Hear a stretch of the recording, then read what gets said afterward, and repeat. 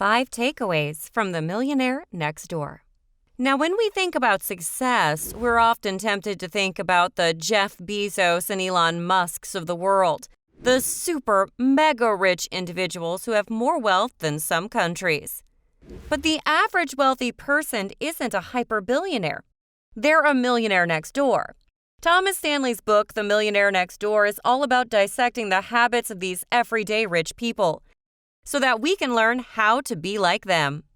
If you want to be a millionaire next door, make sure that you like this video and subscribe for more book summaries that will unpack the secrets of how to break out of an average life and become wealthy. Number 1. The 12 characteristics of a millionaire. The perfect way to dive into this summary is by looking at what Stanley considers the 12 essential characteristics of millionaires. Most people think that it is just good luck or good timing that makes the rich rich. But most of them never received a larger inheritance. Here are the 12 characteristics that Stanley claims can turn ordinary people into rich people. 1. They live below their means and spend much less than what they make. Most have lived in the same house for over 20 years. 2. They spend twice as much on financial planning and investing as the average person does. 3. They value financial freedom over material things like flashy electronics or the latest sports car. 4. They did not receive large financial gifts or inheritances from their parents. 5. They're self-employed. 6. They tend to be 50 years old or more. 7. They have enough money saved up and low enough expenses that they could maintain their lifestyle for 10 years or more on savings alone. 8. They are well educated and almost all of them have graduated college. 9. They invest around 20% of their income. 10. They invest for the long run, holding their investments for more than a year. 11. When they buy cars, they optimize cost per pound. 12. They are cheapskates, in the best possible way, of course. How many of these characteristics describe you? Number 2. Cash gifts are curses in disguise.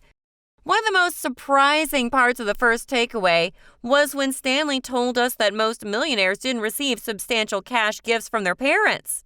Isn't that how the rich get rich? Far from it. In fact, cash gifts are actually curses in disguise. They look like blessings, and you think they will help you to be successful, but they are counterproductive towards this goal. People who receive a lot of money from their parents almost always tend to be lower earners than their peers, and in general less successful.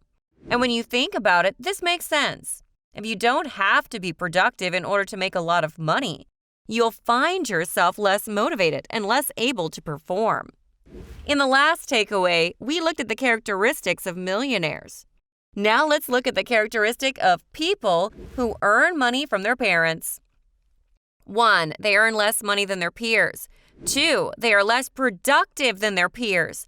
3. They live above their means, spending more than they actually make. 4. Their overall net worth is lower than that of their peers. And 5. They have a tough time telling the difference between their own money and their parents' money. Are you starting to see a pattern here? Millionaires are self-made entrepreneurs with very good financial habits. Cash gifts ruin your ability to form those good habits. Number 3. Play defense. This one is all about how you choose to spend your money. To put defensive playing into perspective, let me define offensive playing. The offensive financial player spends all of his money as soon as he gets it. He chooses to live in the most expensive apartment or house that he can possibly live in, and he drives the most expensive car that his paycheck makes room for. The problem? He has nothing left over at the end of each month, and he does nothing to accumulate wealth.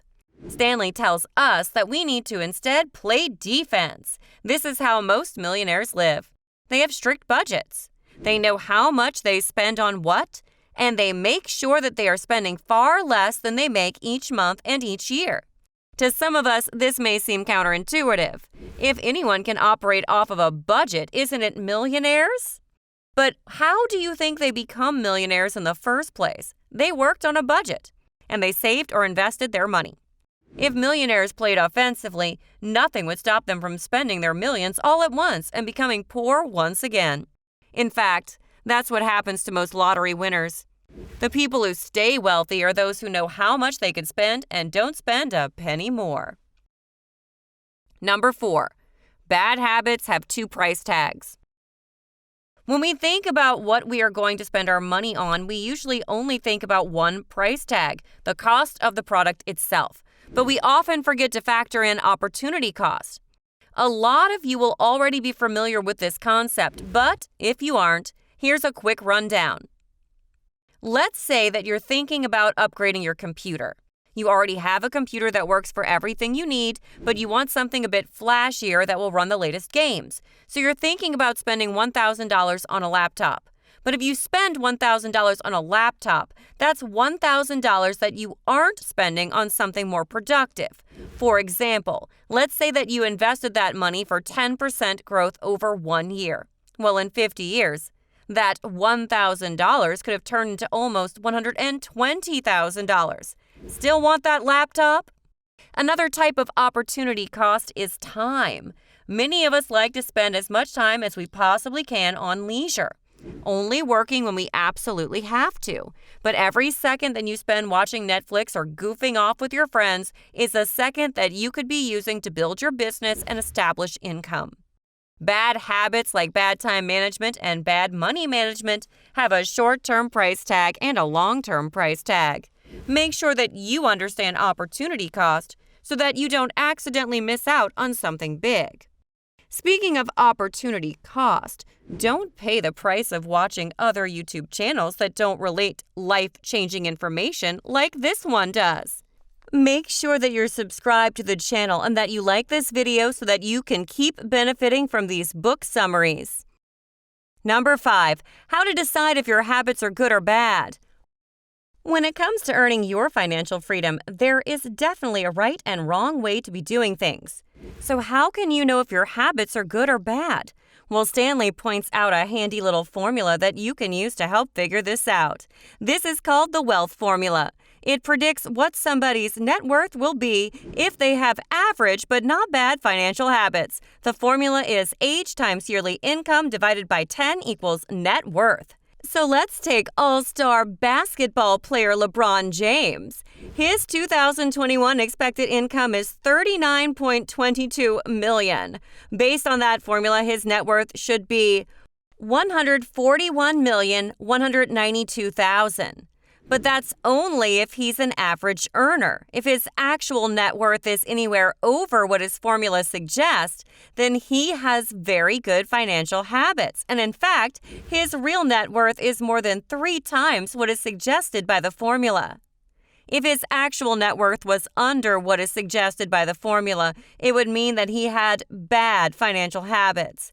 So figure out what your net worth should be based on the formula, and then find out what your actual net worth is. The lower the number is in relation to what the formula suggests it should be, the more work you have to do on your financial habits. Thanks so much for watching this video, and I'll see you in the next one.